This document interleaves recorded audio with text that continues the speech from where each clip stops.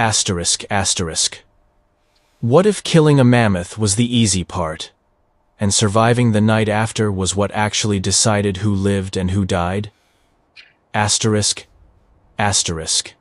On the frozen plains of Ice Age North America, the hunt did not bring safety. The moment the mammoth fell, winter took its turn. Blood steamed in the cold air. Bodies were exhausted. Darkness approached with falling temperatures. A successful kill meant heavy loads, exposed skin, and urgent choices. What to cut first? What to carry? What could not be saved before night arrived? In the cold, mistakes became permanent. Sweat turned to ice. Weakness spread fast. Survival was not decided by strength or bravery, but by discipline, restraint, and an understanding of how cold and time work together. Because in the age of giants, the hunt was only the beginning, and the night decided everything. North America, near the end of the Ice Age, is not a frozen postcard. It is a proving ground. The wind never truly rests. It scours the plains, strips heat from exposed skin, and turns falling snow into hardened crust sharp enough to cut flesh. Temperatures swing without warning, warm enough to soften the surface by day, cold enough to turn breath into ice by nightfall. In this world, survival begins long before hunger ever arrives. It begins with asterisk, asterisk exposure, asterisk, asterisk. A person can endure hunger for days. Cold gives no such mercy. It works quietly, draining strength even when nothing seems wrong, slowing the body before the mind realizes what is happening. Minutes matter. Decisions echo. Every movement must be measured. Every pause weighed against the cost of standing still. Across the open plains and broken steppe, mammoths move like living terrain. Massive, powerful, slow, but unstoppable when they choose to be. Their presence reshapes the land, flattened grass, broken ground, deep tracks pressed into snow. To the Clovis people, mammoths are not monsters. They are not trophies. They are asterisk, asterisk stored sunlight, asterisk, asterisk months of survival bound into flesh and bone. Fat for warmth, meat for strength, hide for shelter, bone for tools. But the mammoth is only one variable in a far larger equation, because the true predator is not always the one that moves. It is the land itself, the cold that never sleeps, the wind that never tires, and a winter that waits patiently for the smallest mistake. Morning does not begin with hope. It begins with assessment. Before the land is faced, the body is checked. Hands are flexed slowly, feeling for stiffness, numbness, or pain that could signal frost damage. Feet are tested with caution, weight committed only after balance is certain. An injury that seemed manageable yesterday can become dangerous overnight. Cold changes everything. Movement must be deliberate. Speed wastes energy. Sweat becomes an enemy. In freezing air, moisture steals heat faster than wind. Clothing soaked from exertion turns warmth into ice, and ice into weakness. So Clovis daily life is governed by asterisk, asterisk energy discipline, asterisk, asterisk knowing when to move, when to stop, and when stillness is the safest choice. Nothing is done without purpose. Every step costs calories. Every task is weighed against what it takes from the body. Clothing, in this world, is not decoration. It is survival engineering. Hides are layered with intention, stitched tightly with bone needles to prevent gaps. Seams are placed where wind is least likely to penetrate. Fur is turned inward to trap warm air close to the skin, outward to shed snow and moisture. When the wind rises, a well-made garment becomes shelter you carry with you. When it fails, exposure follows quickly, and the body pays the price. This is not primitive living. It is constant negotiation with the environment, where comfort is irrelevant, and survival depends on understanding the physics of cold better than fear.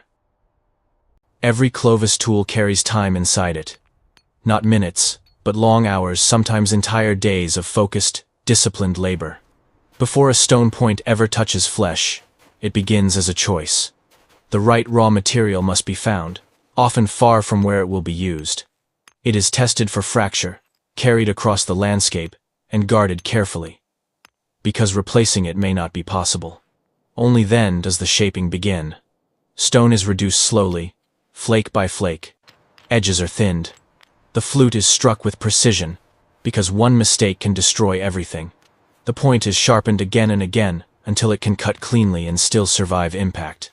The famous Clovis fluted point is not simply sharp. It is engineered for survival. Its form allows it to stay bound to wood and sinew under violent stress, to penetrate thick hide without breaking, and to be repaired instead of discarded. In a world where energy is limited and failure is costly, durability matters more than elegance. Daily life demands constant tool care. Edges are refreshed after cutting hide, tendon, and bone. Bindings are tightened as cold shrinks sinew and loosens grip. Spare points are prepared in advance, because emergencies never arrive on schedule. In winter, tools are calories stored in stone. They represent food not yet harvested, warmth not yet secured, and time not yet stolen by hunger. A broken point is not a small loss. It is wasted effort. Wasted effort becomes hunger. And hunger, in deep cold, becomes death. Nothing here is casual. Every tool is a calculation. A quiet, deliberate investment in surviving the days ahead. The hunt begins without sound. Not with shouting or sudden movement, but with attention. Tracks pressed deep into the snow reveal weight and direction. Steam rising from fresh dung marks how recently the herd passed through. Vegetation crushed and flattened tells a story of size, momentum, and habit. To Clovis hunters, these signs are not clues, they are language. The land speaks first, and only those who listen long enough understand when to move. They do not rush. A healthy mammoth is too dangerous to challenge directly. Bravery means nothing here if it ends in broken bones or scattered bodies. The goal is not heroism. It is advantage.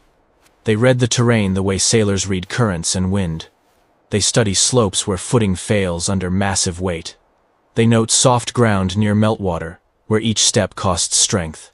They watch narrow passages where size becomes a weakness instead of protection. This process takes time. Sometimes days pass without a single thrown weapon. Sometimes the hunt ends without a strike at all. This patience is not hesitation. It is discipline shaped by experience. Every step forward is measured against the cost of being wrong. In this world, timing is everything. The wrong moment does not simply ruin the hunt.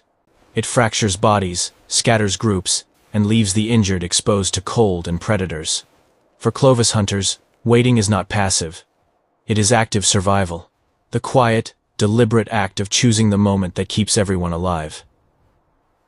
When the attack comes, it is controlled and brief. There is no charge, no roar of triumph, no rush toward danger. Every movement has already been decided long before the first weapon is thrown. Weapons are released with precision, not to kill instantly, but to wound, to bleed, to weaken over time. Distance matters more than strength. Each hunter knows exactly where to stand, how far to throw, and when to retreat before the strike ever lands. A mammoth does not need speed or intent to be deadly. Its sheer mass can crush bone, tear muscle, and end a life in seconds. One misstep, one stumble in the wrong direction, and the hunt collapses into chaos. There is no celebration in this moment. No raised voices. Only calculation. Eyes remain locked on movement. Bodies stay loose, ready to scatter at the first sign of a charge. The ground is watched as closely as the animal. Ice, mud, and uneven terrain can be as lethal as tusks. If the animal falls, the danger does not disappear. It changes form. The herd may turn back, confused and defensive, capable of trampling anything in its path. Predators drawn by the smell of blood may already be closing the distance. Weather can shift without warning, bringing wind, snow, or darkness that erases visibility and steals time. Exhaustion sets in immediately. Arms are heavy. Breathing is hard. Hands shake in the cold. The mammoth lies still, but the hunters do not relax. They cannot.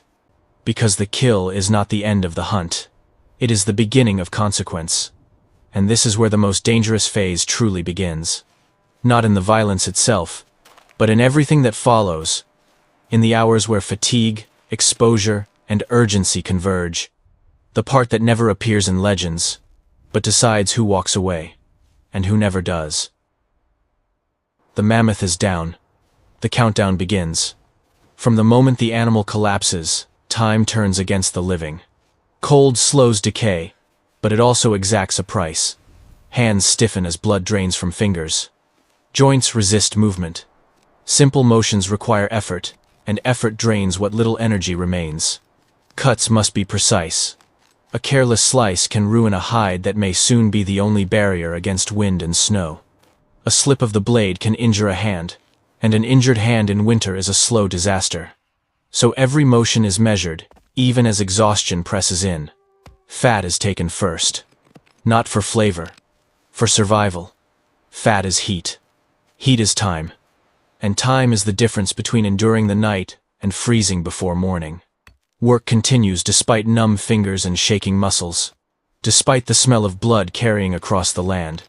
Despite the knowledge that darkness is approaching and predators may already be moving.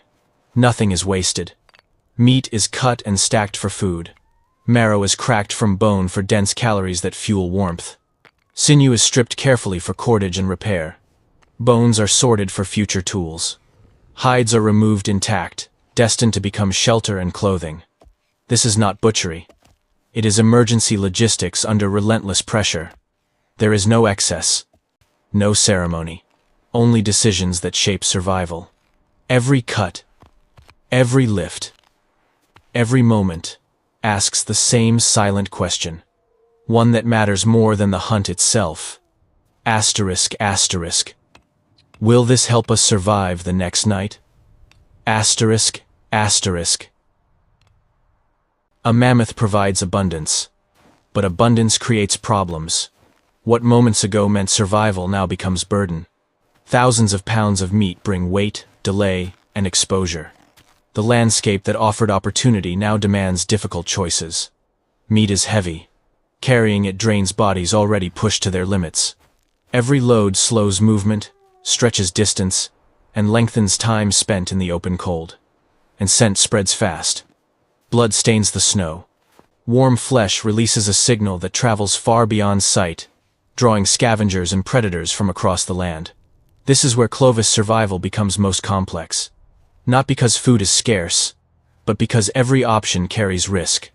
Do they transport meat immediately, accepting exhaustion and exposure to secure food? Do they cache part of the kill, trusting they can return before animals or weather claim it? Do they stay and build temporary shelter, buying protection from wind while losing precious time? Or do they move quickly, leaving some of the meat behind? To avoid predators already closing in? Winter forces decisions fast. Cold compresses time. Hesitation has a cost. Each choice reshapes tomorrow. A decision that saves energy today may invite danger at night. A decision to move fast may weaken the group with hunger later. There is no perfect answer. Only trade-offs measured against fatigue, distance, weather, and risk. Survival here is not about a single victory. Not about the moment the mammoth falls. It is about managing consequences, turning abundance into endurance, and choosing the path that keeps the group alive. One night longer. Night is where Ice Age lives are lost. Not in moments of violence, but in hours of exposure. As the sun disappears, the land hardens. Wind strips heat relentlessly, pulling warmth from skin, from breath, from bone. What was manageable by daylight becomes dangerous in darkness. Fires must be small, too large, and fuel is gone before morning. Too exposed, and wind steals their heat. Flames are shielded, controlled, fed slowly, just enough to keep bodies from slipping into cold shock. Shelters are arranged with intention, not for comfort, but for physics. Walls block airflow. Hides trap warmth. Every gap becomes a threat. People sleep close, pressed together not by affection, but by necessity. Shared body heat becomes insulation. Distance becomes loss. Children and the injured are placed at the center, where warmth lasts longest and danger arrives last. Those who can wake quickly, who can still react, take the outer positions. Even rest is organized around survival. Sleep is shallow. Breathing is monitored. Shivering is watched carefully, because when it stops, the body is failing. Even in rest, the body works. Calories burn. muscles tense. The fight against cold never pauses. Nearby, the mammoth lies silent. Its massive form promises food, warmth, life. But not tonight. The cold does not care about success. It does not recognize effort or skill. It only waits. And as the fire dims and the wind continues its steady assault, the question from the beginning remains unanswered. Not in words, but in breath and pulse. Asterisk, asterisk. Was the hunt enough? Asterisk, asterisk. So here is the truth the Ice Age leaves behind. The mammoth was never the final challenge. The hunt was never the end. Survival began asterisk asterisk after the blood froze. Asterisk asterisk. After tools dulled, after exhaustion set in, after winter turned small mistakes into permanent ones. Clovis people did not survive because they were fearless. They survived because they understood limits of bodies, of tools, of land. They learned when to move, when to stop, and when restraint mattered more than strength. In a modern world of constant warmth and instant food, it is easy to forget how fragile life once was, and how intelligent it had to become to endure. If this journey into Ice Age survival changed how you see the first Americans, consider subscribing to asterisk asterisk Native Legends Uncovered asterisk asterisk. Here, we uncover the quiet skills and hard choices that allowed humanity to survive when nature offered no mercy and no second chances.